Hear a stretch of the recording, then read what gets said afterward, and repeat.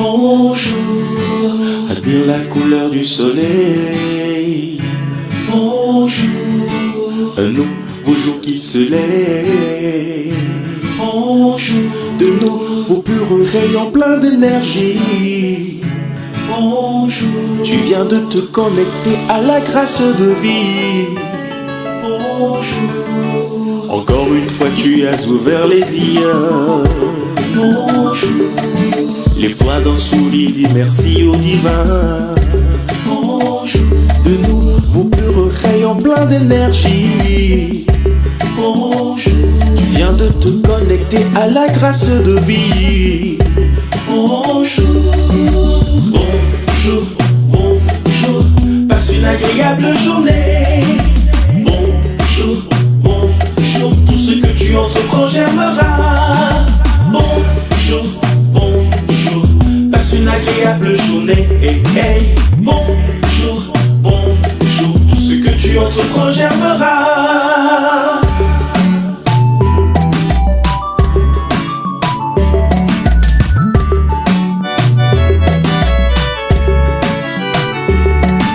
Hier est passé, c'est ton aller pour toujours. Bonjour, mais les actes posés reviendront avec leurs fruits. Bonjour, dirige ton cœur vers le bon côté. Bonjour, amour, patience, tolérance sont les armes du jour. Bonjour, envoie cette chanson à tous tes amis. Bonjour, tu as pour mission de leur donner le sourire. Bonjour, de nouveaux purs rayons pleins d'énergie. Bonjour, tu viens de te connecter à la grâce de vie. Bonjour, bonjour, bonjour, passe une agréable journée. Bonjour, bonjour, tout ce que tu entreprends germera. Bonjour, bonjour, passe une agréable journée. Amis téléspectateurs, c'est avec beaucoup de plaisir que l'équipe de iMatin s'installe pour vous servir dans ce troisième numéro de la semaine. Nous espérons que tout le monde est connecté et que vous vous portez bien. Voilà, bon café, hein, si vous êtes en train de prendre du café comme moi, ici sur ce plateau, du thé vert, de la bouillie, de la soupe, en tout cas, bon appétit à vous. Et ce matin, sur ce plateau, je suis avec Rom Nelum Sangara. Bonjour. Bonjour Madame Irène, bonjour à tous nos téléspectateurs et nous sommes ravis d'être là pour leur servir. Comme vous l'avez déjà évoqué, nous sommes très fiers de vous savoir déjà tellement nombreux face à vos écrans de téléphone et ceux aussi qui sont en synchronisation avec nous depuis la radio IFM. Nous vous disons également bonjour et bienvenue. Voilà, bonjour et bienvenue. Je voudrais dire un bonjour spécial ce matin à Gloria. Gloria est une fidèle téléspectatrice de Electron TV et de iMatin. Alors, la semaine passée, j'étais au marché de Dembé. Quelqu'un m'appelle avec mon nom. Ouais. Madame Pawaisi Irène, je me retourne, elle dit bonjour. Je regarde la personne, je ne la connais pas, le visage ne me dit pas quelque chose. Ah ouais. Mais dans mon cœur, je dis que ça, là, c'est l'affaire de télé, c'est ça. C'est ça. À coup sûr, ça serait l'affaire de télé, puisque les téléspectateurs nous connaissent, mais c'est à nous qui est un peu difficile de reconnaître. Voilà. Donc, elle me dit, j'ai l'habitude de vous suivre à la télé, je regarde votre émission iMatin. Voilà. J'aime beaucoup votre émission. Et puis, elle était toute excitée. Elle dit que c'est la première fois qu'elle me voit en face physiquement. Elle était contente comme ça. Voilà, mais c'est une fierté, c'est une fierté, c'est une joie, puisque à chaque jour vous vous rencontrez, mais c'est derrière les écrans. Et bim, un jour vous vous rencontrez en face, voilà, donc tout change. Hein, du coup, vous voyez, ça donne un peu de merveille au cœur. Et puis elle dit, vous faites le marché ici à Dembé aussi, vous venez marcher avec nous dans les potros. Non, mais nous, on n'est pas des extraterrestres. On est un être humain normal. Je suis une femme normale. Moi aussi, je viens faire le marché comme toi aussi tu viens faire le marché. Ah ouais. Nous partageons le même quotidien, en tout cas. Vraiment. Voilà, nous sommes comme vous aussi. Hein. Ah oui, ah oui. Donc ce matin, je voudrais dire bonjour à Gloria, si elle nous regarde. Merci pour sa fidélité à la chaîne citoyenne, à la vision du futur. Ils sont très nombreux à nous regarder, et ceux qui aimeraient nous rencontrer un jour comme ça, face à face. Mais bon, on espère que l'occasion se présentera un jour. Hein. Ça, ou bien vous pouvez vous rendre tout simplement ici à Electron Télévision, pourquoi pas. On va vous recevoir avec beaucoup de plaisir. C'est ça. Alors, on va permettre à tout le monde de s'installer avec Baby Kitos.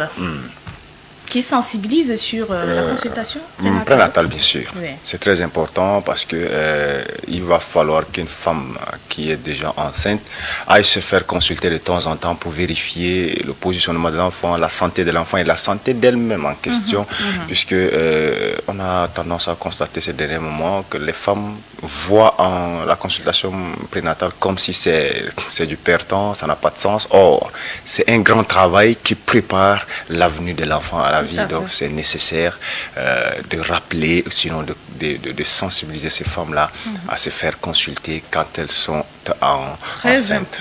C'est très important. Ça permet d'éviter beaucoup de choses. Hein. Oui. Tu vois, aujourd'hui, avec tout ce que les femmes rencontrent pendant la grossesse, voilà, des complications par-ci, par-là, l'enfant qui naît avec des malformations. Alors, si tu suivais normalement donc, toutes les étapes de la visite, des visites prénatales, ça pouvait quand même éviter certaines choses. Donc, ce matin, nous encourageons toutes les femmes et aussi les hommes à accompagner leurs femmes à la consultation prénatale. On retrouve donc Baby Kitos.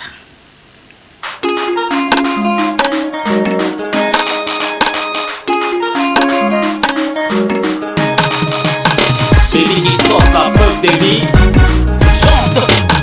On gagne le moment à visite prénatale. On gagne le moment à visite prénatale.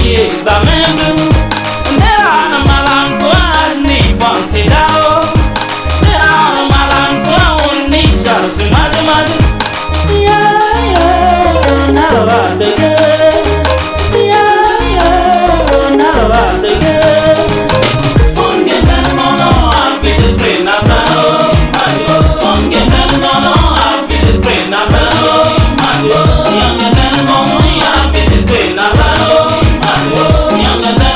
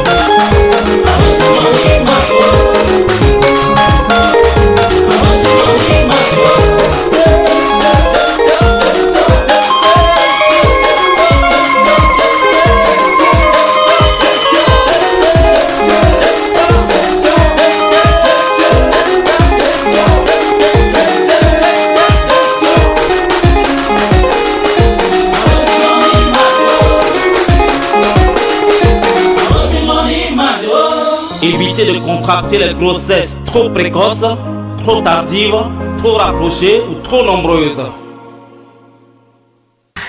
Ah oui, les grossesses trop rapprochées, trop tard ou comment on dit, trop tôt, proche, les trop quatre rapprochés. trop, voilà. C'était la Baby Kitos qui nous a chanté les préventions lors de grossesse. Hein. C'est nécessaire pour une femme de se faire consulter du début de trimestre jusqu'à la fin de trimestre. C'est très important parce que du coup, vous-même, c'est-à-dire, je voudrais parler de la femme, bien sûr. La femme elle-même, c'est-à-dire, elle essaie de vérifier sa santé parce que, du coup, si elle est malade, ça influence directement sur l'enfant. Et donc, elle doit se rassurer si elle est toujours en bonne santé pendant les 9 mois ou si l'enfant ici l'enfant qui est en son sein est aussi en bonne santé. Voilà. Et seule la CPN permet donc d'identifier tout cela. Ouais.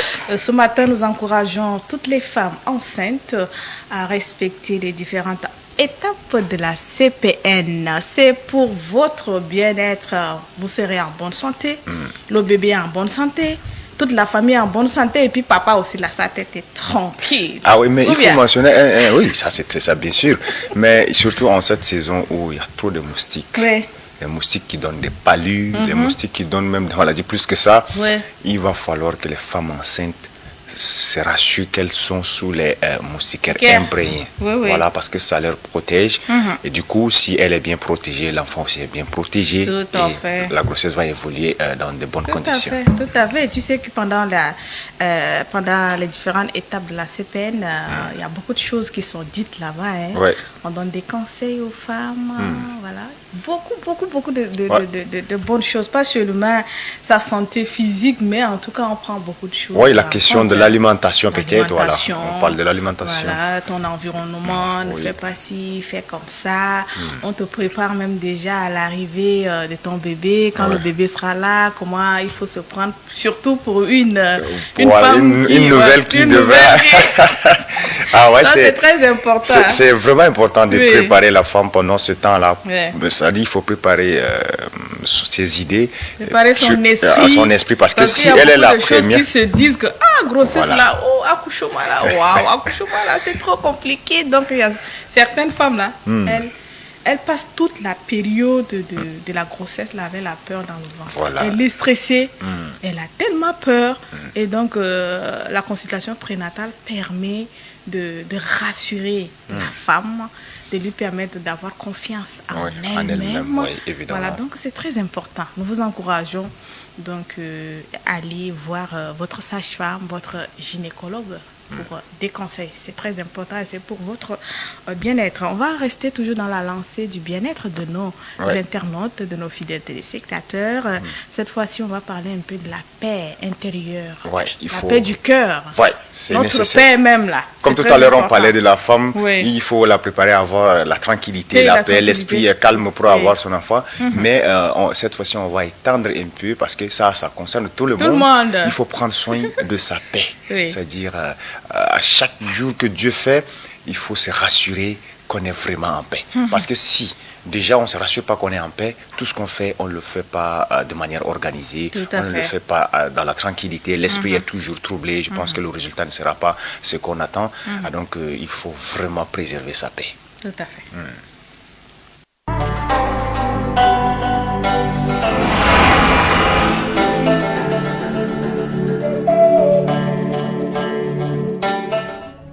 Protège ta paix, avance, malgré les jaloux. De nos jours, il existe des hommes et des femmes qui ne supportent pas de voir les autres s'élever. Pas parce que tu les as offensés, non, mais simplement parce que ton étoile leur brûle les yeux. Ils sourient avec toi, mais à l'intérieur, ils étouffent.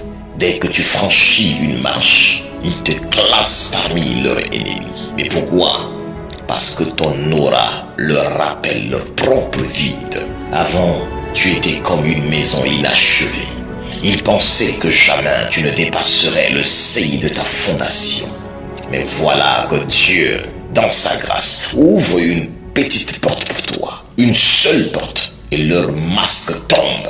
L'amertume, la jalousie, la méchanceté jaillissent. Sache-le, tu ne seras jamais aimé de tout le monde. Non, certains ne te détestent pas pour ce que tu fais, mais pour ce que tu es. Ta lumière révèle leurs ténèbres. Ta destinée réveille leurs frustrations. Même au sein de ta famille, de ta communauté, dans tes cercles les plus proches, ces esprits malades existent. C'est ce que j'appelle l'école de la sorcellerie moderne. Ceux qui t'applaudissent en façade, mais prient pour ta chute en silence. Mais écoute ceci, quand ta lumière apparaît, les ténèbres ne peuvent pas l'éteindre. L'aigle ne se bat pas avec les corbeaux, il prend juste la hauteur. Et la rivière ne se trouble pas parce que les chiens aboient sur ses rives. Alors, ne t'arrête pas. Protège ta paix. Garde ton cœur pur. Avance dans ta destinée. Ton étoile brillera toujours plus fort que leur haine. Car ce n'est pas ton mérite qui t'élève, mais la grâce du Dieu vivant. Ton avenir est plus grand que leur aigreur. Ta destinée est plus lourde que leur critique. Ton étoile, inarrêtable. Alors, protège ta paix, c'est ton vrai trophée. Dieu t'a choisi, aucun homme ne peut t'éteindre. Ta lumière n'a pas besoin de permission pour briller. Ne perds jamais ton temps à éteindre les flammes de la jalousie, car elles ne consument que ceux qui les portent dans leur cœur. Ta mission est plus grande que leur murmure. Ton étoile est plus haute que leur calcul. Celui qui t'a élevé est fidèle pour te garder. Alors, avance avec assurance. Ton silence sera ta victoire. Ton progrès sera ta réponse. Et ta lumière sera ton plus grand témoignage. Quand Dieu décide de t'ouvrir une porte, personne, je dis personne, ni l'envieux, ni l'ennemi, ni même la famille qui doute de toi, ne peut la fermer. Brille, avance et laisse ta destinée parler pour toi. Protège ta paix, avance malgré les jaloux.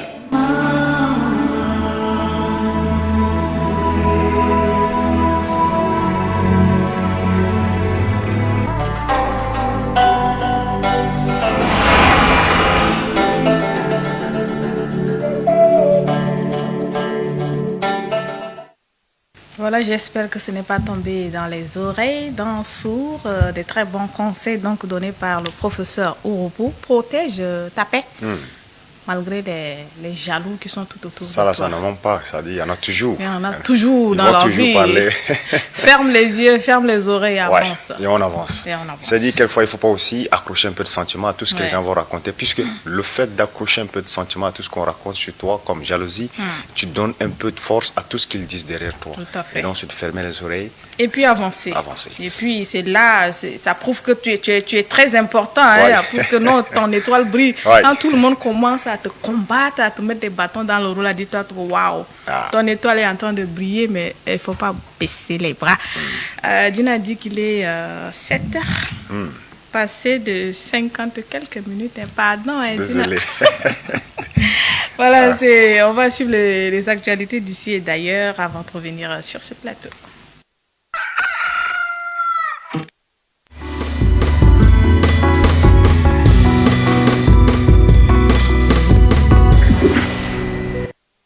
Cette importante rencontre placée sous la présidence de son Excellence Faustin Archange Touadéra, président de la République centrafricaine et président en exercice de la conférence des chefs d'État de la CEMA. Ces assises se déroulent autour du thème « Une volonté politique commune clairement assumée au service des peuples de l'Afrique centrale ». Au cours de cette session, les chefs d'État examineront un large éventail de dossiers stratégiques pour l'avenir de la communauté, parmi lesquels les rapports sur l'avancement du programme de renforcement économique et financier, bref CEMAC, et sur l'amélioration du fonctionnement des institutions communautaires PRAFI. Les débats porteront également sur la mise en œuvre de la stratégie d'import-substitution pour renforcer la souveraineté économique de la sous-région et l'adoption d'un dispositif de sanctions en matière de surveillance multilatérale. Le moment solennel de ce sommet sera consacré au passage du témoin entre le président Faustin Archange Touadéra, président de la République centrafricaine et président en exercice sortant de la conférence, et Denis Sassou Nguesso, président de la République du Congo, qui assumera désormais la présidence en exercice de la conférence des chefs d'État de la CEMAC. Faut-il rappeler, la conférence des chefs d'État de la CEMAC demeure un moment décisif pour évaluer les avancées de l'intégration régionale et renforcer la gouvernance communautaire dans le but de consolider la stabilité, la souveraineté et le développement économique de l'Afrique centrale.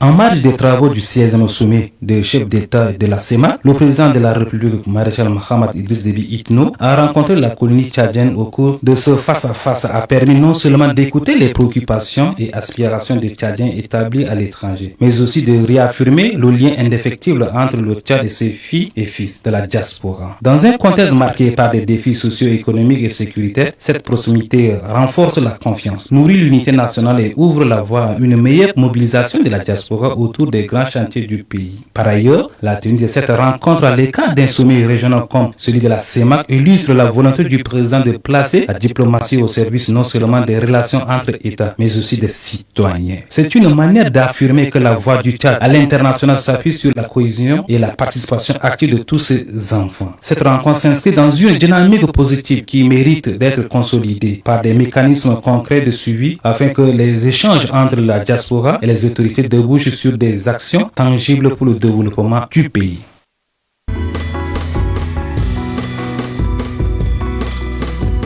La police nationale s'est dotée de 2 bâtiments modernes, rénovés et équipés grâce au financement de l'Union européenne dans le cadre du projet CIF, déclinaison nationale du programme CIFAO, initié en 2016. Ces infrastructures constituent une avancée majeure pour la sécurité intérieure du pays. Dans son liminaire, William Hyper, directeur d'appui opérationnel et d'analyse criminelle d'Interpol, a mis en exergue la portée de ce projet en soulignant qu'il permettra de mieux centraliser les données policières, d'intégrer l'identification biométrique et de fluidifier le partage d'informations sécuritaires aux échelles nationales, régionales et internationales. Et c'est aussi avec un immense honneur que j'ai le privilège aujourd'hui d'inaugurer, aux côtés de Monsieur le ministre de la Sécurité publique et de l'Immigration, les bâtiments du centre de recueil d'enregistrement des données policières, le CREDOP.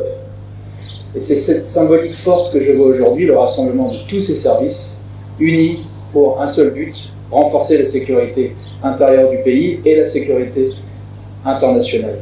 Il s'agit aussi d'inaugurer dans une deuxième phase de cette journée les bâtiments de la police technique et scientifique hébergeant le système automatisé des empreintes digitales. La représentante de l'Union européenne, Madame Agnès Kovacs, a également exprimé sa profonde gratitude à l'État tchadien pour cette coopération entre le Tchad et l'ensemble des partenaires. Dans son allocution, le ministre de la Sécurité publique et de l'Immigration, le général Ali Ahmad Harbaj, a salué cette coopération fructueuse et exemplaire, rappelant que ces joyaux architecturaux reflètent l'engagement conjoint du Tchad et de ses partenaires internationaux dans la lutte contre la criminalité. Avant toute chose, je tiens à exprimer mes sincères remerciements au marshal Mohamed Idriss Déby Itno pour son engagement qui ont rendu cette réalisation possible.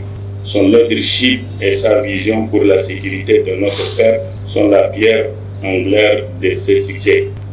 J'exhorte tous les officiers de police judiciaire, de la gendarmerie nationale et de la police nationale à enregistrer systématiquement toutes les données de mise en cause dans les sites et à montrer les numéros de dossiers sur tous les procès-verbaux. Il faut noter que ces 2 bâtiments équipés permettront aux forces de sécurité intérieure de lutter contre la criminalité transnationale et l'intégration du Tchad dans le système mondial de sécurité. La cérémonie s'est achevée par une visite guidée des locaux, ponctuée des félicitations et des remerciements à l'endroit de partenaires techniques et financiers qui ont rendu possible la concrétisation de ce projet stratégique.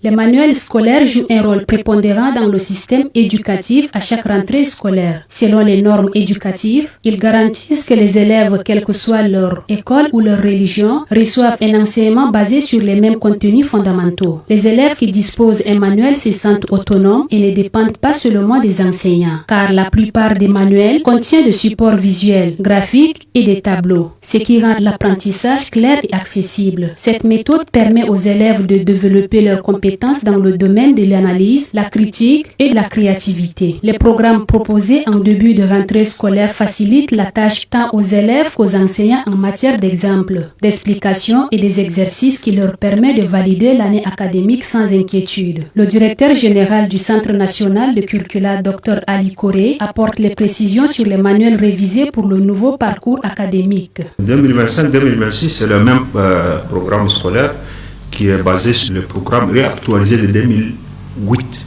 Il y a plusieurs manuels scolaires qui sont imprimés et distribués dans 23 provinces, qui prend en compte plusieurs autres aspects de nouveautés. Mais les manuels qui vont être conformes à ce programme révisé de 2023 seront imprimés à partir de 2026. Il y a le même programme révisé pour 2023. Donc c'est-à-dire qu'il est révisé 2023, il est trop tôt de réécrire le manuel scolaire pour mars-avril 2026. Nous allons entamer un chantier de réécriture de programme scolaire qui sera conforme avec celle qui est révisée en 2023. En principe, les manuels scolaires doivent être approuvés par les autorités éducatives avant d'être utilisés dans les écoles et différents lieux de formation. Il est également important que leur vente sur le marché respecte les recommandations de la maison de production. Cependant, force est de constater que le système commercial des manuels scolaires contourne le centre qui dispose des manuels avec un grand nombre sur le marché, dont l'origine est parfois ignorée par le centre. Il faut que l'école commence temps et finissent à temps à l'instar de d'autres pays.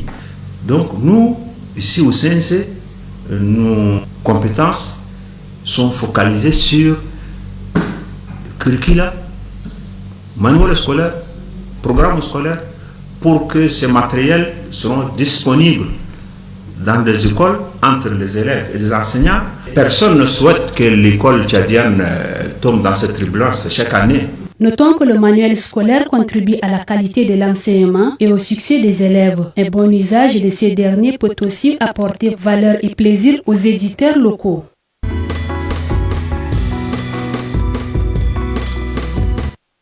Au lendemain de la guerre civile qui a ébranlé complètement le système éducatif tchadien, les parents ont décidé de s'organiser pour recoller les morceaux et puis relancer l'école tchadienne à l'agonie. C'est ainsi qu'ils vont mettre en place une association dénommée Association des parents d'élèves. L'objectif est de faire instruire leurs enfants en déperdition à cause de cette guerre fratricide. De commun accord, un taux est fixé pour soutenir l'école de leur progéniture. Conscient que l'éducation est le socle, sinon la clé de voûte pour le développement, les parents courtisent sans hésiter pour permettre de construire des hangars de fortune qui doivent abriter les salles de classe. C'est grâce à cet argent collecté ça et là, et de manière spontanée, ils arrivent à recruter ce qu'on appelle sous le vocable de maître suppléant d'abord et ensuite maître communautaire. C'est parce qu'ils sont pris en charge par la communauté. Cette organisation a permis de faire fonctionner les écoles à l'époque où le Tchad a été qualifié d'état néant par l'hebdomadaire panafricain Jeune Afrique, puisqu'il est morcelé en 11 tendances. L'école avait retrouvé peu à peu son rythme normal qu'après la prise du pouvoir le 7 juin 82 par Hissène Habré, chef du conseil de commandement des forces armées du Nord, C.C. Fan, un des protagonistes de cette tragédie. Malgré que l'école a commencé à fonctionner, les parents continuent de soutenir l'école. Ils accompagnent le gouvernement dans sa politique éducative. Ils viennent en aide en recrutant les enseignants vacataires pour combler le déficit dans certaines disciplines scientifiques comme les sciences de la vie et de la terre, les mathématiques ou les sciences physiques où la carence est visible. Ils achètent certains matériels didactiques qui en manquent et contribuent efficacement à la bonne marche des établissements scolaires, primaires, moyens et secondaires. Mais il faut aussi rappeler que certains responsables de ces associations de parents d'élèves en font leur vache à lait. Beaucoup se sont rendus coupables de détournement à ciel ouvert des fonds cotisés par les parents. Même certains chefs d'établissement lèchent également les babines. Pour couper l'herbe sous le pied de ces responsables véreux, un comité de gestion appelé COGES a été créé pour mieux gérer ce fonds. Mais hélas, sa gestion a été beaucoup plus critiquée et l'on est revenu à la case du départ. Il faut dire que les associations de parents d'élèves sont reconnues comme acteurs incontournables du système éducatif tchadien. C'est pourquoi elles sont associées à certaines prises de décision. Aujourd'hui, ils se sont constitués en Fédération nationale des associations des parents d'élèves du Tchad, FENAPET, dont le siège social est logé au sein du ministère de l'Éducation l'éducation nationale et de la promotion civique. En somme, les APE ont joué un grand rôle dans la renaissance de l'école tchadienne en putréfaction lors de la guerre civile des années 80. Tout compte fait, les APE supportent bien le système éducatif tchadien en dépit de son budget colossal.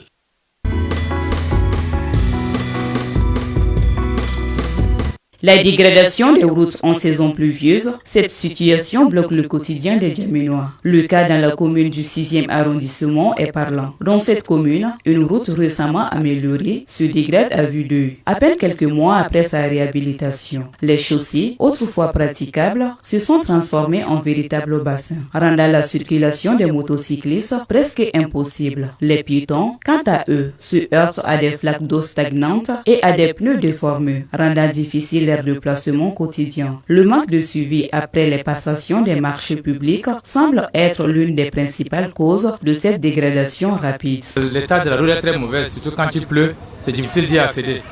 Quand il pleut, tout le monde est dans l'eau carrément là. Ça altère vraiment les engins. Non seulement l'état, mais c'est tout le monde qui est embarqué. Ils ont quand même aménagé peu après, depuis la pluie est arrivée. Ça n'a pas duré. Et il faut vraiment qu'ils reconstruisent la route à zéro. Notre état de goudron, c'est pas bien quoi. En tant que le pays pétrolier, le goudron, ça coule de l'eau, c'est pas normal. On doit faire effort pour développer notre pays. Regardez la route, nous souffrons énormément ici. Dans les zones où nous avons mis de pneus, plusieurs passagers sont tombés et se sont même fracturés. Il y a eu aussi un cas de décès la dernière fois, car le goudron est complètement endommagé. Et lorsqu'il pleut, nous demandons aux responsables de prendre des mesures car c'est la rue principale.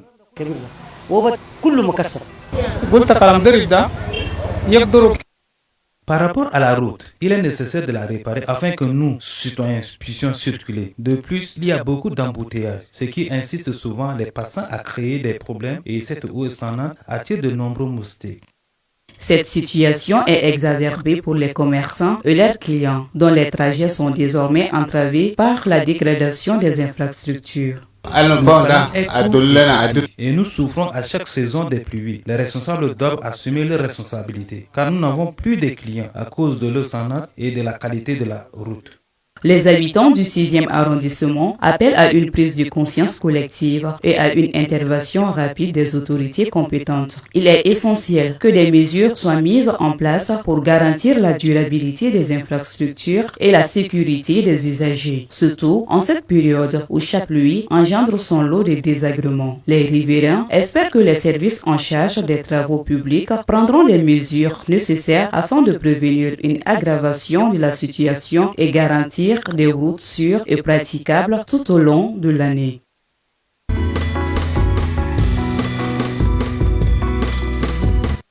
Les stations-service devraient être implantées à une distance suffisante des habitations et des points d'eau pour minimiser les risques de pollution et de l'explosion. Les stations-service sont considérées comme les sources potentielles d'incendie en raison du stockage de produits d'hydrocarbures inflammables. La proximité avec les habitations augmente le risque de propagation de l'incendie et de blessures graves. Elles peuvent contaminer le sol et les eaux souterraines en raison des fuites de carburant ou des déversements accidentels. Cela peut avoir des impacts négatifs sur la santé des riverains et l'environnement. L'exposition aux produits chimiques et aux particules fines émises par les stations-service peut entraîner également des problèmes de santé respiratoire cancérigènes. Selon l'arrêté numéro 01-97-miné, les stations-service doivent respecter certaines normes de sécurité, notamment les servitudes de sécurité pour permettre l'intervention des services de lutte contre l'incendie, être équipés de moyens appropriés pour lutter contre les incendies d'hydrocarbures et un mur de pare-feu qui devrait être construit pour empêcher la propagation de l'incendie. Les nouvelles stations-service devraient être construites à une distance raisonnable des habitations pour minimiser les risques. Par contre, les stations-service existantes doivent être mises aux normes de sécurité pour prévenir les accidents et minimiser les impacts négatifs sur l'environnement et la santé publique. Il est important pour les pouvoirs publics d'intensifier les actions de mise en garde à l'égard de ceux qui ne respectent pas le protocole d'implantation des stations-service et de sensibiliser la population aux risques potentiels et aux mesures à prendre en cas d'urgence.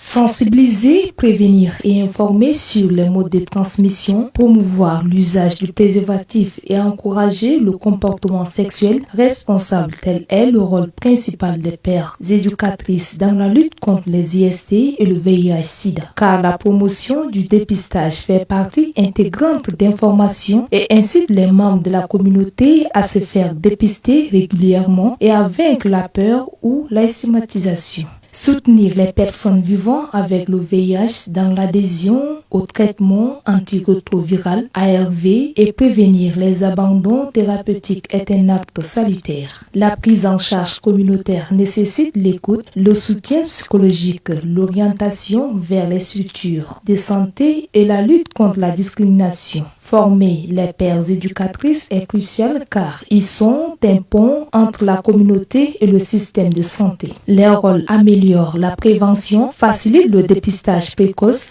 encourage le traitement correct, renforce la prise en charge globale et inclusive des personnes touchées par les IST et le VIH-Sida. Les pères éducatrices sont des actrices incontournables qui renforcent l'efficacité des programmes de santé communautaire. Leurs implications contribuent à réduire la propagation des IST et du VIH-Sida tout en améliorant la qualité de vie des personnes concernées.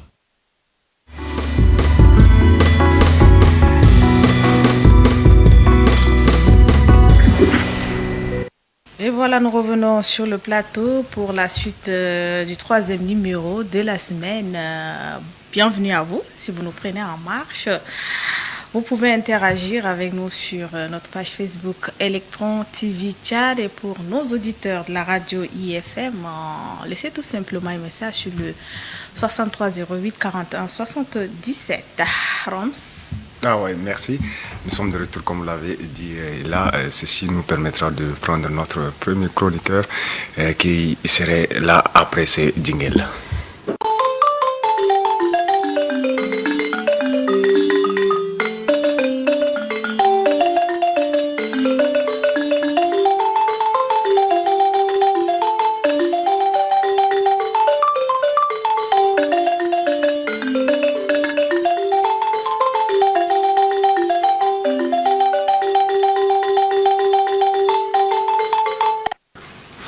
Voilà, merci. Nous sommes de retour. Et là, comme nous l'avons annoncé, notre chroniqueur est là avec nous. C'est le coach qui va nous parler leadership. Bonjour et bienvenue, coach. Bonjour, Noms. Comment tu vas? Ça va, Dieu merci. Oui, ça va. Bonjour, cher leader. Bonjour. Bienvenue. Bonjour, Irène. Comment tu vas? Ça va très bien, vous-même? Bah, ça va, ça va. Je me D'accord. réjouis de retrouver ce plateau qui m'a manqué. Ouais. Je me sentais exclu. Je pensais que vous pas m'aviez du tout, licencié. Pas du tout. Ok. Alors, avec vous aujourd'hui, on va parler de quoi? En fait, aujourd'hui, je voudrais que nous soyons un peu dans le contexte. Nous allons parler du leadership. Quel leadership pour les enfants à la veille de la rentrée scolaire? Bientôt, on va jeter les enfants, je dirais un peu entre guillemets, jeter les enfants dans un train pour 9 mois.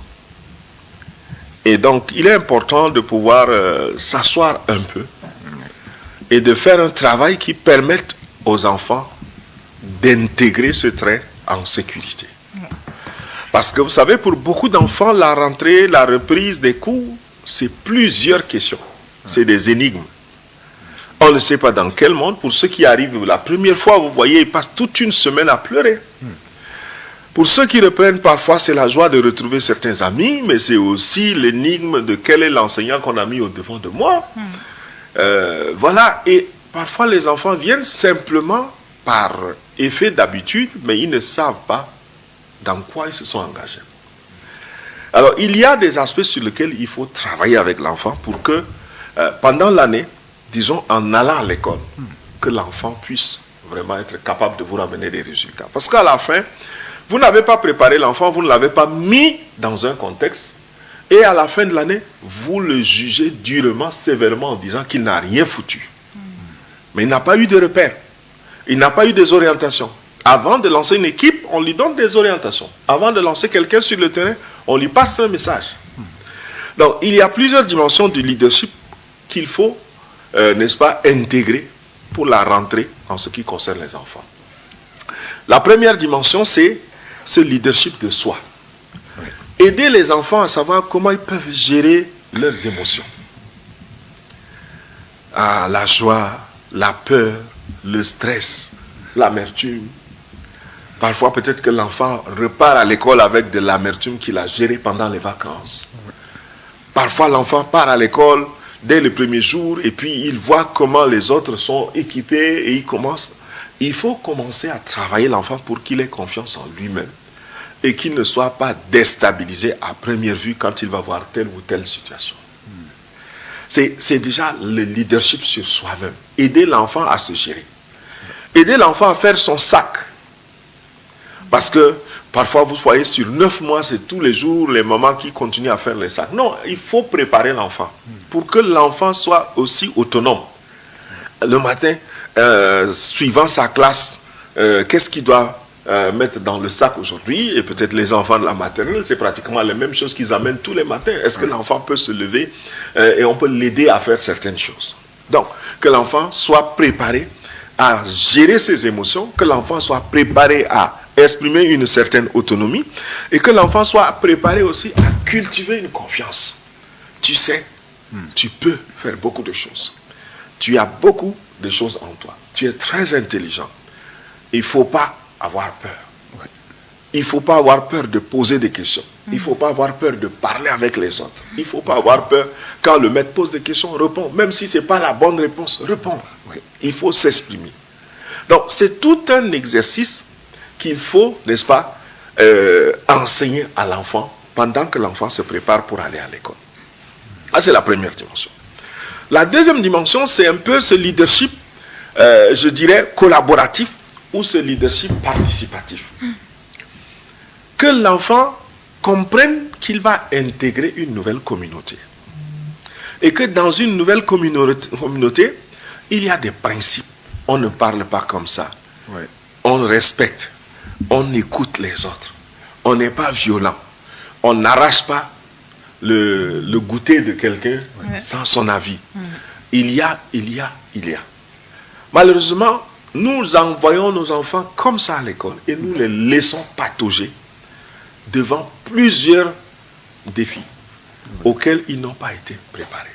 Donc, sur le plan participatif, voilà, quand on salue, quand on dit bonjour, on demande le nom de l'autre, on parle avec gentillesse, on écoute, on prête attention. Quand on parle à quelqu'un, quand on salue quelqu'un, on le regarde dans les yeux. Il y a des valeurs à inculquer à l'enfant. Et ça, il faut s'asseoir avec l'enfant pour lui en parler. Il ne faut pas commencer directement le matin du jour de la rentrée. On est déjà en train de gronder les enfants. Venez vite, je vais vous déposer parce que moi, le papa, je dois partir. Il faut que j'aille les jeter à la porte et que le maître va se débrouiller et que la maman va se débrouiller. Et donc, une décharge émotionnelle négative pour les enfants. Pendant qu'on est en train de les amener à l'école, dans la voiture, sur la moto, comment on échange avec l'enfant? Comment on le met en confiance? Tu sais, on est en train de te préparer pour devenir une grande personne. C'est sur toi que nous comptons. À l'école, voici ce que tu vas faire. Tu vas apprendre des choses, parfois. Mais peut-être ce n'est pas tout ce que tu vas apprendre qui va te servir. Il faut savoir gérer les relations. Tu ne sais pas, à côté de toi, c'est l'enfant de qui? Mais à l'école, on ne fait pas de distinction. Ne pense pas que tu es l'enfant d'un pauvre. Non, l'école, c'est là où tout le monde s'assied au même pied d'égalité, on apprend. Donc, il y a un leadership collaboratif, participatif, communautaire à enseigner à l'enfant. Pour que l'enfant soit capable de pouvoir prendre ses repères et qu'il ne se fatigue pas. Et ce leadership doit se poursuivre toute l'année, hein, pas oui, dans toute c'est un accompagnement, c'est un coaching. Il faut en parler avec l'enfant. Il y a aussi ce qu'on appelle le leadership de la curiosité. que l'enfant cherche à comprendre quand il n'a pas compris. Il ne faut pas qu'il ait peur de poser la question et de dire au monsieur ou à la maîtresse, je n'ai pas compris ce que vous venez d'expliquer. Et ça, vous pouvez faire le check quand l'enfant est rentré aussi, pour savoir un peu, qu'est-ce que tu as appris aujourd'hui? Et ça vous permet de pouvoir orienter l'enfant. Apparemment, tu n'as pas bien compris. Et si moi, en tant que parent, je ne suis pas capable de l'expliquer, je lui conseille de repartir demain, poser la question en classe. Donc, voici un peu un certain nombre de points qui sont des points de leadership dans la préparation, dans l'accompagnement, dans le coaching de nos enfants pour la rentrée scolaire. Aider l'enfant à avoir confiance en lui-même. Vous voyez, ne dites pas à l'enfant, l'année passée tu as échoué, ne me ramène pas encore cette année les mêmes choses. Oui, il a échoué, mais peut-être que nous en sommes coupables.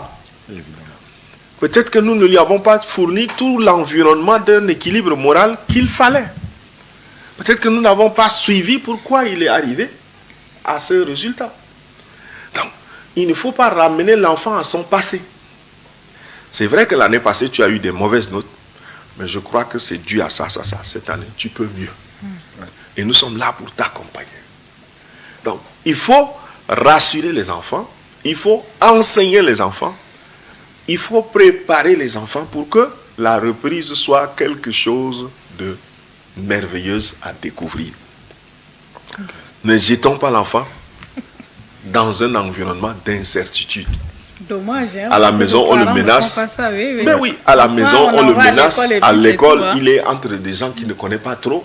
Mais justement, et pendant que on est dans la voiture, moi, le père, je dis, les enfants de tel village-là, les enfants de telle zone du Tchad, là, ils sont comme ça, je parle, et lui, il est conditionné, il est perdu, il descend à l'école. On lui dit, non, les enfants qui portent les grands boubous, là, sont comme ça, les grands font ceci. Vous voyez?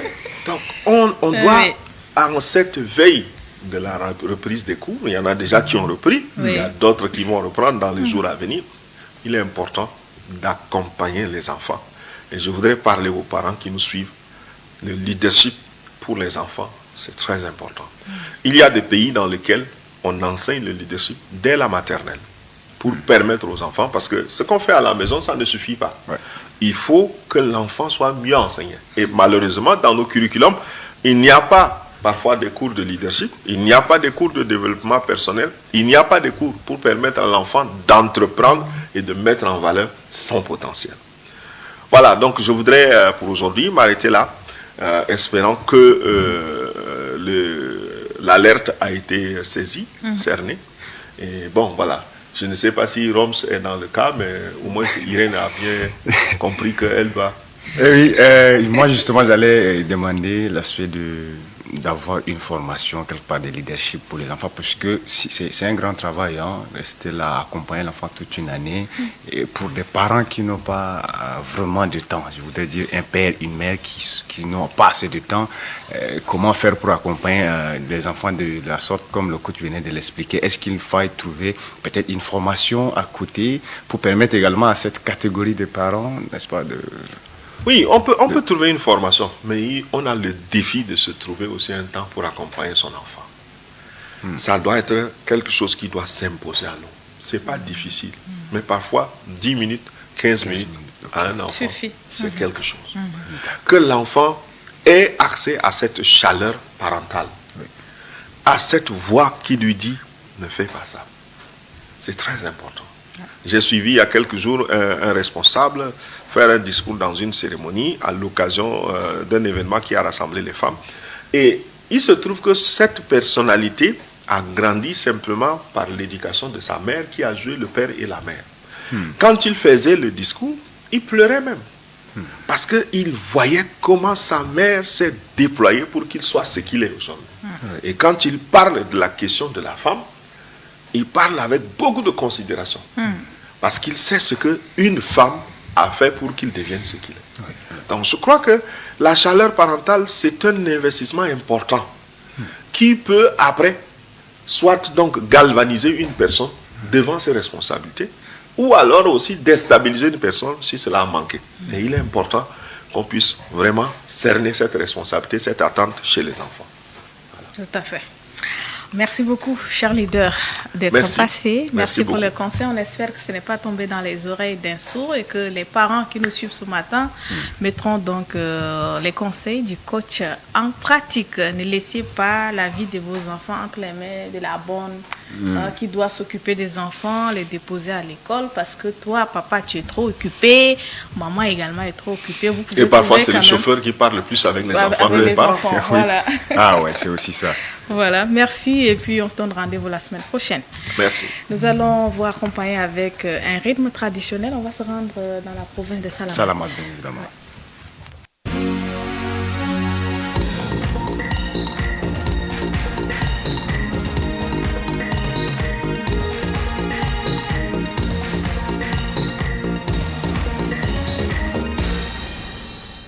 Voilà, la province de Salamat fait partie des 23 provinces de notre pays, située généralement dans la zone sahélo-soudanienne, c'est-à-dire au sud-est du pays, avec une superficie très vaste, c'est-à-dire 63 000 km².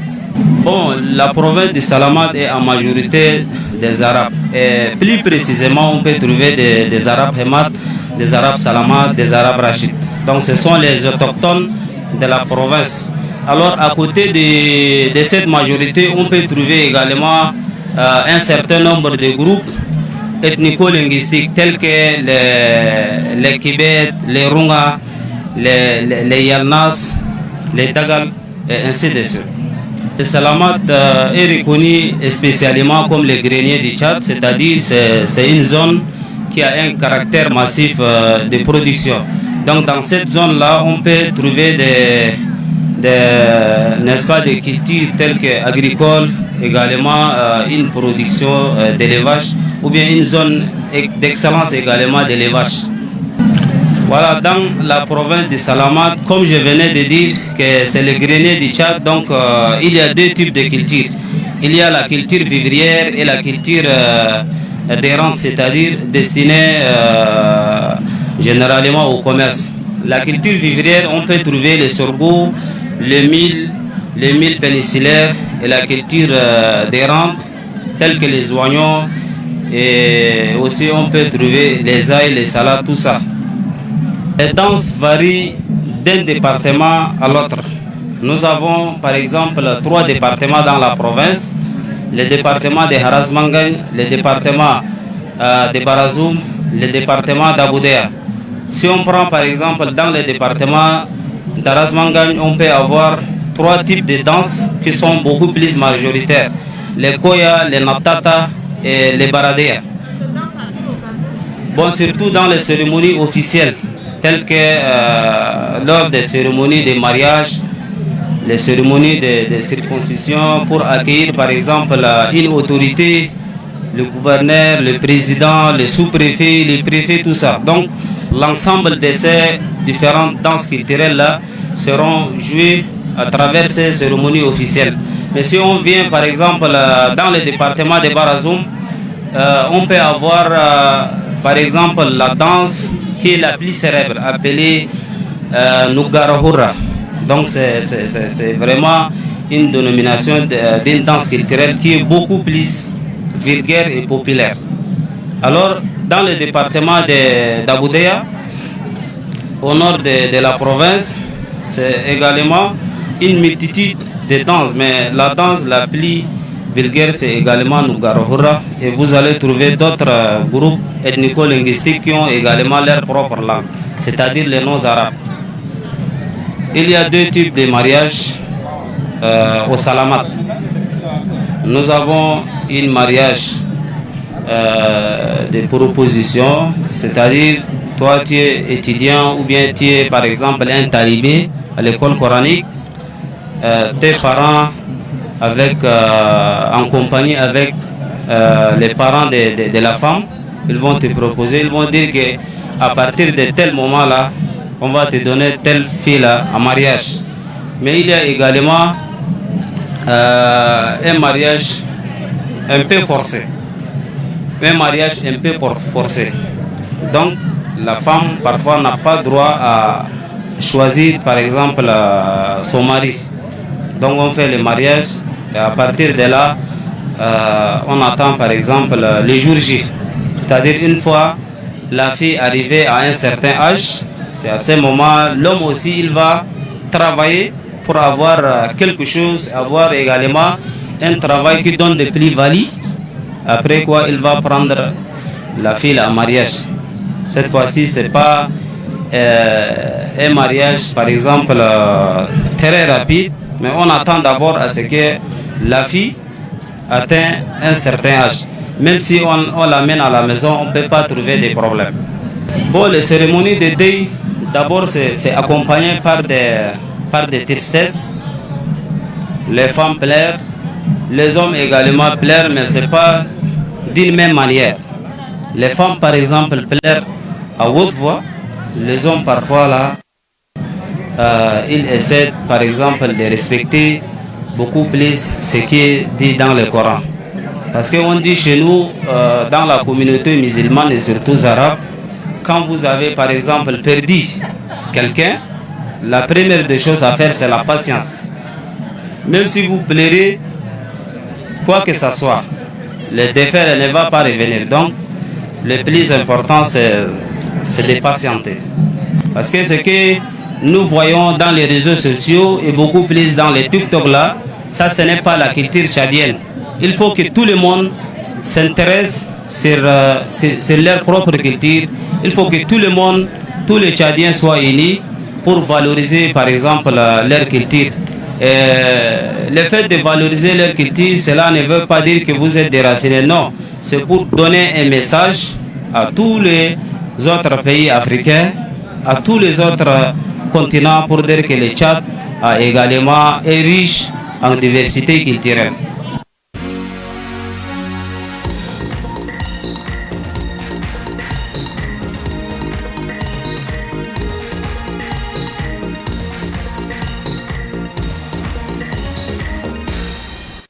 Voilà, on vous a amené donc dans la province de Salamat. On a découvert beaucoup de choses. Hein? Oui, beaucoup de choses à la fois. La culture. Moi, ce qui a attiré particulièrement mon attention, c'est la question du mariage. Voilà. Il est dit dans cet élément la femme ne choisit pas son mari. Voilà, c'est ce qui est un peu compliqué. On prend et puis c'est tout, on t'impose là et puis voilà. Mais là, quand c'est comme ça, c'est compliqué pour la femme. C'est ce qu'on appelle le mariage forcé. Ah ouais. Bah, mais... C'est une autre forme de culture. Bah, c'est aussi ça. Donc... ça. Voilà, on va parler à présent héritage politique avec notre chroniqueur qui est déjà confortablement installé. Aujourd'hui, on va aller à la découverte d'un autre homme politique encore du pays de Toumaï. Conseiller, bonjour. Bonjour madame. Et bienvenue. Ben, tout mon plaisir est d'être là, en face des gens joliment habillés. Et puis très jovial. Merci. Oui? Ouais. D'accord. Ça va votre quartier avec la saison de pluie Ben écoutez, nous, ça va. Pour l'instant, ça va. Je crois que cette année... les habitants du 7e arrondissement. Les pluies ne sont pas tellement tombées et ça fait qu'on négocie la sortie. Hein. Oui. C'est pas comme dans les autres quartiers, mais chez nous, ça va. On peut sortir. Dieu merci. Voilà. Dieu merci. Voilà. Alors, aujourd'hui, on va aller à la découverte d'un homme politique. Ben, tout à fait. Vous savez, on est dans l'arène politique. Nous ne pouvons que parler de la politique et des hommes politiques. Ouais. Voilà. D'accord. On va aller du côté de la régie découvrir qui est à l'honneur ce matin dans l'émission IMATIN. Avant de revenir donc sur le plateau pour plus de détails encore avec notre chroniqueur.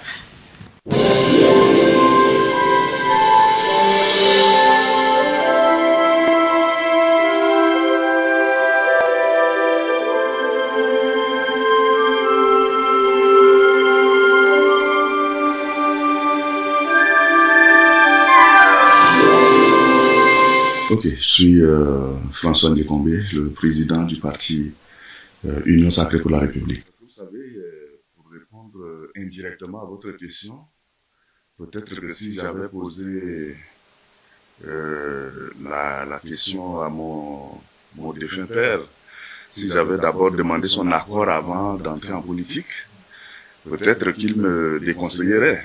Parce que mon père était militaire, garde national au temps de François Tombalouaï, et il m'a raconté une anecdote, mais il m'a donné le nom. Et Houtel Bono était arrêté par Tombalouaï et gardé donc à Dubaï. C'était mon père qui le gardait.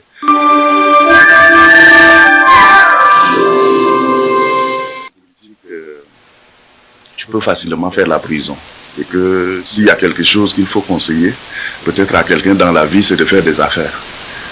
Avec les affaires, tu peux te réveiller comme tu veux, tu peux faire la manière dont la chose aboutit. Parce que vous ouvrez une petite affaire,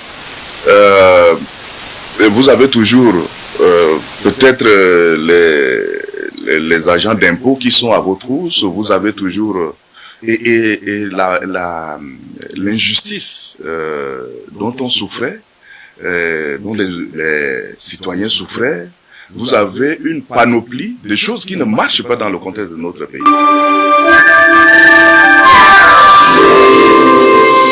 Pour autant, entrer en politique, apporter ma petite contribution pour la marche du pays. Parce que je ne peux pas dire que je viens pour changer la roue de l'histoire. Non, on ne vient pas parce que je pense que chacun, nous sommes sur la scène politique, nous sommes un peu comme des acteurs de films, de cinéma. Chacun vient, il joue son rôle et puis il s'efface à tour de rôle. Lorsque nous autres, nous étions enfants, nous étions un peu plus jeunes, on a vu d'autres acteurs politiques, etc. Donc c'est une question de période.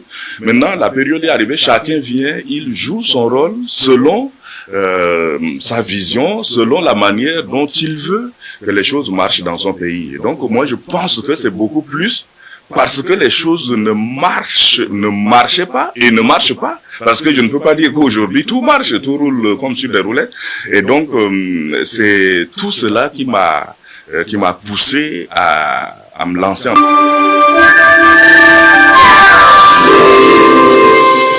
J'avais cette possibilité peut-être de prendre une nationalité.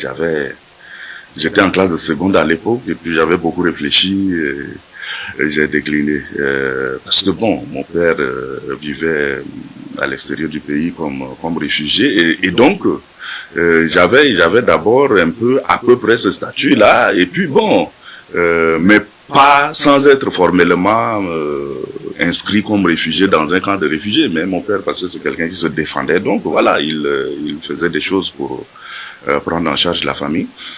Donc nous n'avons pas formellement un statut de réfugié, mais je crois que si par héritage politique, j'entends, il y a des aînés qui ont géré et qui nous lèguent de gré ou de force aujourd'hui un héritage, je peux accepter, je peux admettre qu'on nous a légué un héritage politique, en ce sens que ce n'est pas eux qui ont décidé de dire bon, ils restent là un matin et puis ils nous appellent comme des héritiers pour dire les François et autres, venez prendre votre place en politique.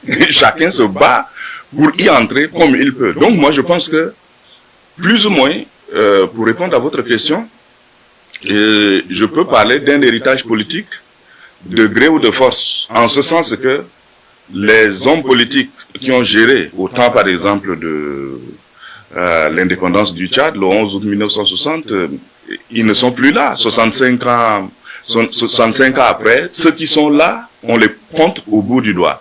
Donc, qu'on le veuille ou pas, c'est pour ça que je dis de gré ou de force. Ce n'est pas que, voilà, c'est pas un héritage familial en ce sens que le père reste là, il dit bon, moi j'ai tel ou tel bien, quand je vais mourir, telle chose revient à tel membre de la famille, etc.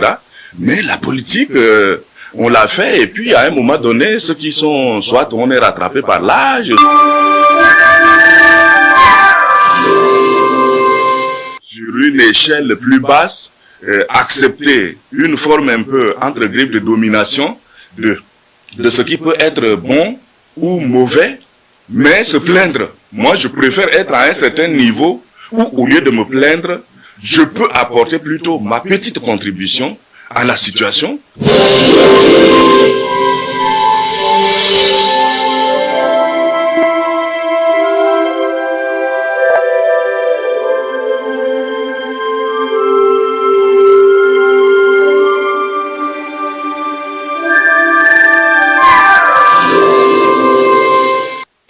Et voilà, nous revenons donc sur le plateau, Roms. On était donc avec cet homme politique, Ndiépombé François, qui est un chef de parti et qui est aujourd'hui député à l'Assemblée. Voilà. Monsieur le chroniqueur, est-ce que vous avez quelques autres éléments à ajouter par rapport à tout ce que cet homme politique a dit? Oui, vous savez, il y a ce que j'appelle la plateforme sur laquelle, ou alors incitatrice. Le cas de François, malheureusement, on n'a pas pu finir le fil de la première idée. L'idée de base, c'est que son père, déjà, lui a mis la peur pour dire il ne faut pas faire la politique, il faut faire des affaires. Voilà ce que moi, en mon temps, j'ai subi, etc. Toi, mon fils, voyez-vous. Donc, il y a des situations comme ça. Ou alors, vous avez l'orientation des parents. Ou alors, dans le sens de vous encourager à faire la politique, ou alors de vous découdre la politique. Voyez-vous, ça c'est le cas du député François.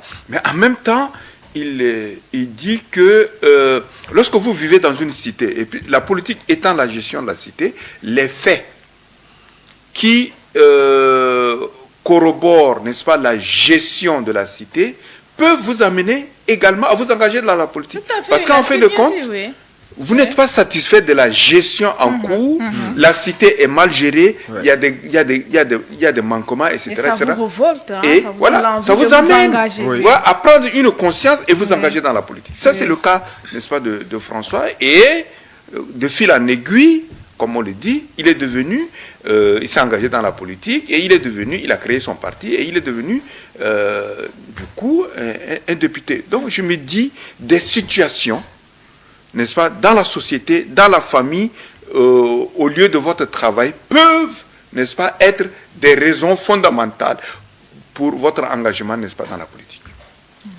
Et il a aussi dit, que l'héritage politique, ce n'est pas comme un père qui appelle ses enfants, voilà, je te lègue ça comme politique. L'héritage politique, c'est parce qu'il y a eu des hommes qui ont géré ce pays-là. Il y a eu des hommes qui ont impacté ce pays-là. Il y a eu des hommes qui ont été comme des exemples. Des souvenirs politiques. Voilà, et puis en tant que jeune, tu as vu un homme politique, il a fait ci, il a fait ça. Et puis ça t'a plu, ça t'a impacté. Et puis toi aussi, tu t'engages également pour peut-être continuer leur combat pour ceux qui n'ont pas pu achever. Surtout que ce soit un bon combat. On se dit, mais il faut achever et tout ça. Mais vous savez, vous me faites penser à Nelson Mandela. Nelson Mandela aurait pu dire, ou alors Gandhi aurait pu dire, n'est-ce pas, écoutez, j'ai tellement souffert pour ce pays, pour l'indépendance de ce pays, donc, je suis en train de partir, continuer. Mais il ne l'a pas fait. Il ne l'a pas fait. Mais vous savez, de nos jours, on a des apprentis politiques qui sont tombés dans la politique par pur hasard. Voyez-vous, ils n'ont pas la logique. Ils n'ont aucune logique qui les a amenés, j'allais dire, galvanisés. Et ils sont tombés, pof, comme ça dans la politique. Et ça peut donner une marche, n'est-ce pas, de souci à ceux qui vous regardent, espèrent ou aspirent à faire la politique.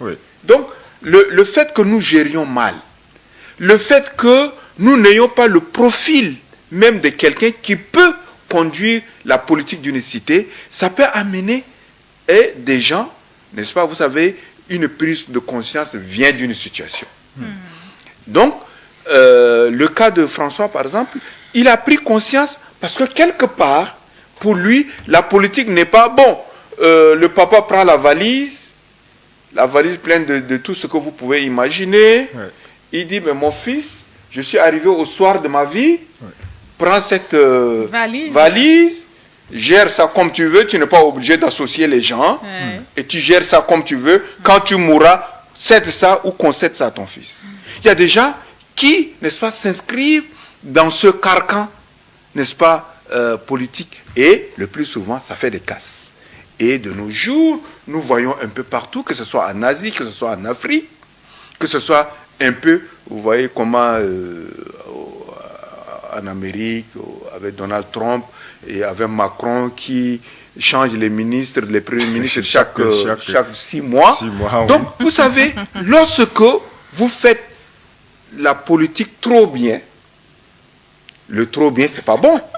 Donc, lorsque vous faites la politique trop bien et vous pensez que la politique vous a été donnée, n'est-ce pas, par le ciel, j'allais dire Dieu, vous-même, vous vous comportez en petit Dieu, et je crois que ça fausse les données, ça fausse les normes de la définition qui dit la politique, c'est la gestion de la cité, c'est l'art de gérer. Voyez-vous. D'accord. Je pense aussi que ce n'est pas aussi mal en tant qu'un homme politique de commencer aussi déjà d'inculquer cela à son fils, à ses enfants. De la bonne manière, madame. Si c'est de la bonne manière. Déjà, voyez-vous, tu commences à préparer ton fils, voilà. Oui. Voilà, je mène tel ou tel combat, et puis voilà. Mais voilà.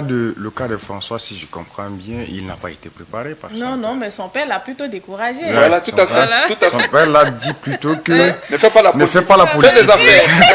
Voilà, puisque il a peut-être en son époque souffert beaucoup plus dans la politique, ou peut-être qu'il a rencontré des difficultés qui ne l'ont pas permis d'aboutir sa politique à lui. C'est un milieu aussi un peu sale, hein? Oui. La politique. Et donc, c'est des casseroles. Il faut avoir les mains sales.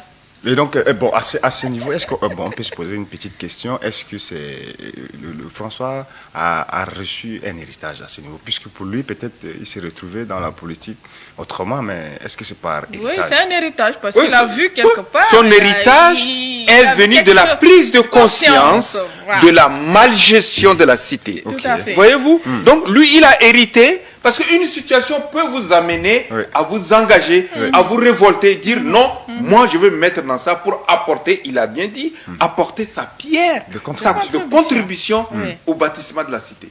Voyez-vous? Donc des situations, il n'est pas dit que, bon, vous sortez sciences politiques ou alors d'une école de diplomatie, etc. Hein? Mais le diplôme, quelquefois, peut vous mettre en bisbis. Hein. Le diplôme, ce n'est pas le diplôme qui travaille. Non, pas du le tout. Diplôme, c'est juste un papier, témoin, un papier qui vous permet de dire, bon, écoutez, vous êtes passé par là. Mais sur le terrain, c'est quoi? Nous, on parle de ce qui, n'est-ce pas, est palpable. Notre héritage, l'héritage dont nous parlons ici, c'est l'héritage palpable. L'héritage qui répond à ce qu'on dit le gouverner par le peuple, pour le peuple et à partir du peuple. Voyez-vous? Ça, c'est peut-être la bonne définition, parce que le peuple est inclus dans votre politique qui est la gestion de la cité. Mais lorsque vous vous suspendez comme une étoile, sans tenir compte de ce que vous gérez en bas, c'est pas de la bonne politique et c'est pas de bon héritage. Oui. Je me pose aussi la question, quel héritage héritage politique les jeunes Tchadiens auront, hein? Les jeunes Tchadiens auront vu la manière dont nos présidents se sont succédés au pouvoir, hein? Coup d'État par coup d'État, guerre par-ci, par-là. Ça, vous savez, nous, on est un pays qui se veut beaucoup brutal. Hein? Un pays qui est un peu brutal parce que, vous savez, moi, ça, je prends la responsabilité de le dire, on nous a imposé la mauvaise manière de gérer. N'est-ce pas? Maintenant, il faudrait que la jeunesse, n'est-ce pas, se départisse. Vous l'aviez dit si bien tantôt, que la prise de conscience. Voilà. Que la jeunesse se départisse, n'est-ce pas, de ce carcan. Pour changer les choses. Voilà, qui nous vient d'ailleurs, sans tenir compte de nos réalités, et de mettre la jeunesse au cœur, n'est-ce pas, du développement, au cœur du devenir du pays. Parce que c'est ça que nous voudrions. Nous disons, à travers l'héritage, il faudra mettre des hommes et les jeunes au cœur, n'est-ce pas, du développement et par le changement. Parce que si nous devrons hériter, nous sommes sortis de la guerre, et si nous devons hériter seulement la guerre, nous n'aurons pas aidé le pays. Donc ça va être, n'est-ce pas, un héritage escamoteux. D'accord. Ça, c'est compliqué. C'est intéressant, hein? Bien, mais cette jeunesse, je pense que c'est parce qu'on n'a pas vraiment mis au centre de toutes ces choses. Si on le mettait, je pense que les choses allaient être autrement. Mais est-ce que cette jeunesse aussi manifeste la volonté de transformer cette figure de cette politique que nous disons tantôt que ce n'est pas un bon héritage? Écoutez, nous avons une jeunesse très ambitieuse, mais je me dis, a-t-on donné la possibilité, même si les moyens n'existent pas, la possibilité aux jeunes d'émerger. Ouais.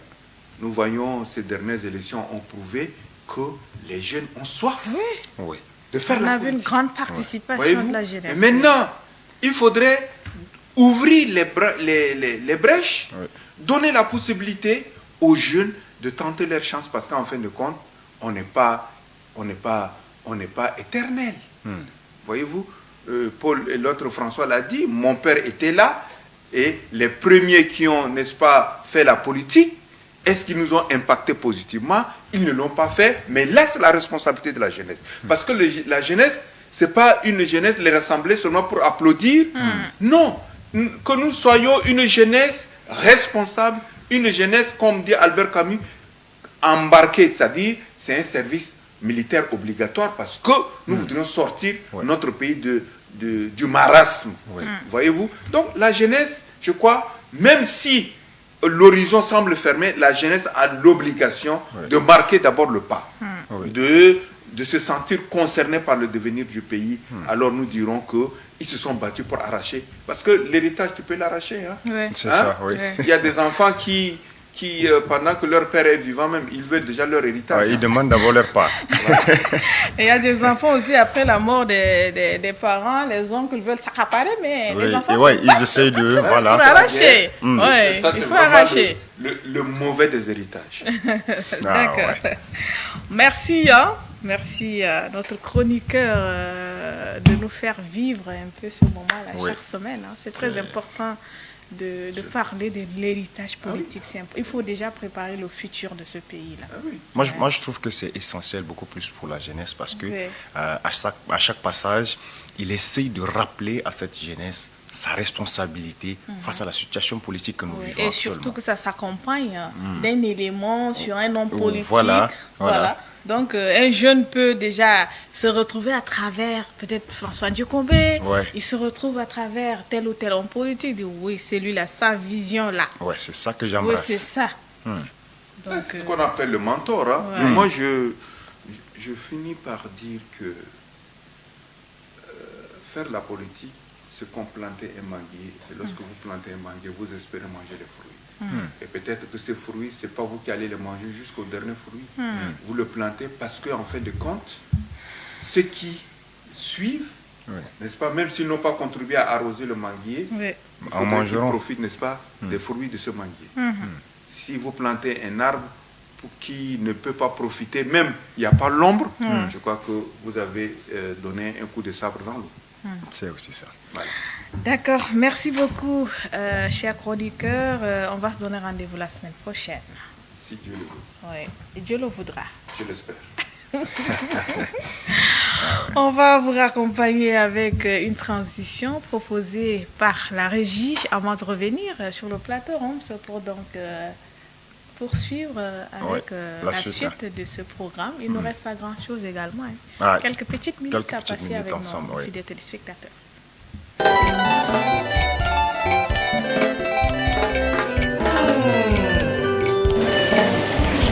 Nous sommes ensemble, la main dans la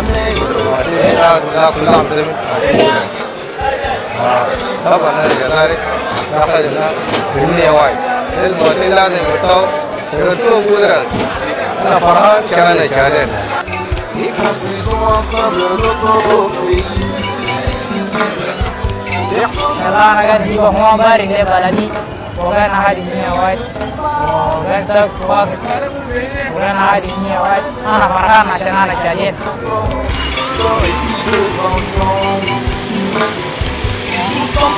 أنا بوليس مرور سهل المرور للمواطنين بداخل المدينة ونحن بنية بتقدم بلدي وأنا فخور لأني تشادي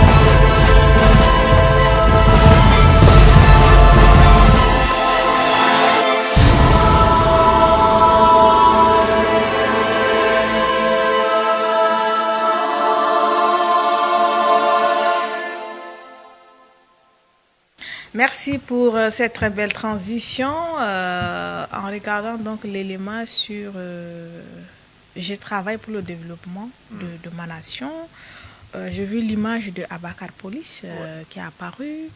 Il fut un temps, il était gravement malade. On a lancé un SOS à l'endroit du gouvernement pour sa prise en charge. Bon, on n'a pas de nouvelles à ce jour. On ne sait pas comment il se porte, qu'est-ce qui a été fait. Tu as une idée? On sait qu'il avait reçu la visite du ministre de Sécurité. Oui. Il et certaines autorités. Oui. Il en a reçu à cette visite des autorités. Et donc, après ça, nous n'avons pas de suite bien clair. Mais ce qui est sûr, il serait évacué pour des soins intenses. Et par-dessus tout, il faut également saluer le travail que font les policiers. Moi, toujours, j'ai constaté que les Tchadiens aiment jeter des pierres pesante sur les policiers, mais il faut reconnaître également. Il ne faut pas trop défendre les policiers. En fait, je n'essaie pas de les défendre, mais surtout les PCR, ceux qui s'en chargent de la circulation, il faut reconnaître que ces personnes se sacrifient. À un moment donné, il faut reconnaître également l'effort de la personne pour l'encourager à faire plus. C'est vrai qu'ils ont des manquements, c'est vrai que quelquefois ils font. Il y a des brebis galeuses. Voilà. Mais moi, quand je quitte ici vers la ville et que j'essaye de voir quelquefois c'est sous chaleur, de le voir un monsieur, un papa de famille se placer sous soleil pour ne serait-ce que demander la route à chaque partie. Vous comprenez? C'est pas aisé. C'est pas aisé, c'est vraiment quelque chose à saluer. Ils le font et avec beaucoup d'amour. Il n'est pas dit aussi que quand on est un peu nombreux, il y a toujours des brebis galeuses. Tout à fait. C'est ceux-là qui essaient de salir l'image. Salir l'image des policiers. Il faut faire un tour sur le pont à double voie.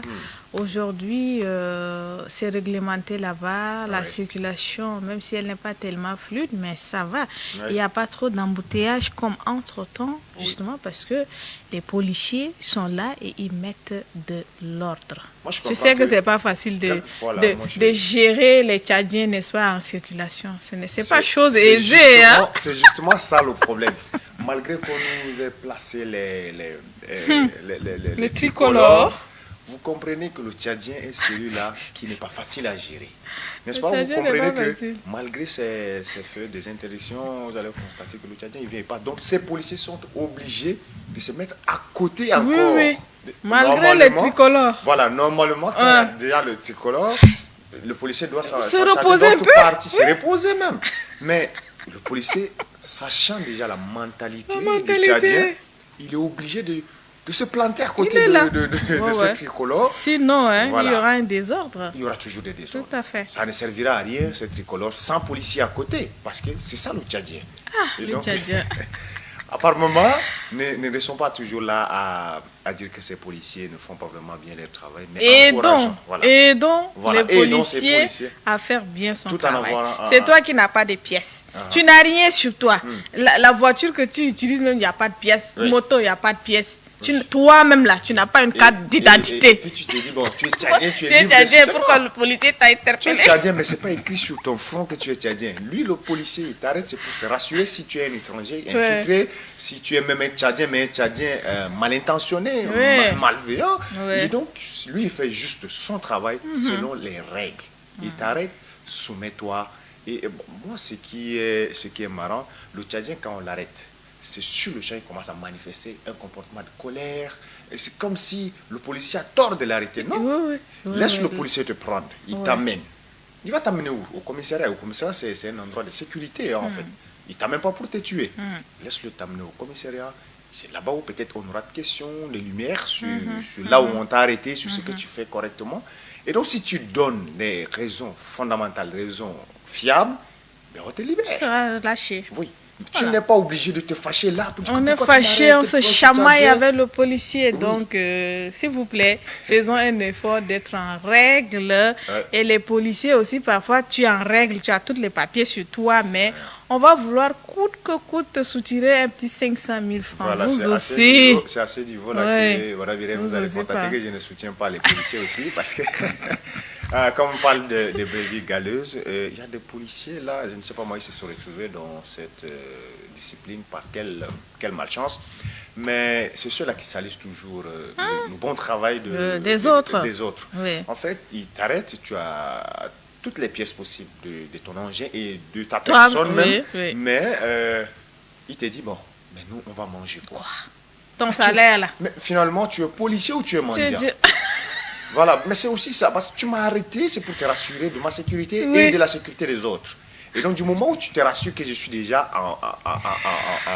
en règle, libère-moi. Tu me demandes encore les jetons, mais c'est quoi ça? Du coup, ça devient c'est maintenant que le débat devient intéressant et puis tu as dit qu'il est 9h. En tout cas, chers policiers, chapeau à vous, mais parfois, là, vous gaffez, hein? Vous gaffez. Il faut qu'ils se concertent, ils essaient de trouver une solution. Quand vous prenez nos 500, nos 1000 francs comme ça pour rien, là, ça fait comment dans votre tête? Hein? Comment ça se passe? Prendre l'argent de la sueur du front de quelqu'un comme ça. De toute façon, ils sont tu collectes toute la journée l'argent de quelqu'un comme ça. Ils sont et trop puis tu pars, tu manges toi-même là. Il t'arrête, il t'amène, il va te dire que si tu ne me donnes pas, je vais t'amener au niveau de notre centrale. Au central, si on t'amène là-bas, au lieu que le chef, lui, se rend compte que ce que le policier a fait, il est en tort, lui aussi, il soutient le policier. On va faire tout pour se soutenir le 1000 francs qu'on a décidé là. S'il vous plaît, laissez-le bien faire. Chapeau aux policiers. Merci à toute l'équipe de production de ce 3e numéro. Merci à ceux qui ont laissé des messages. J'ai vu des messages sur notre page Facebook. Mama Dibé Inakro qui nous a laissé un message. On a également un Hapsi Créo qui a également laissé un message. Merci pour vos messages. Merci pour votre fidélité. Le rendez-vous est pris donc pour demain, dès 7h30. Voilà. Au revoir et à demain.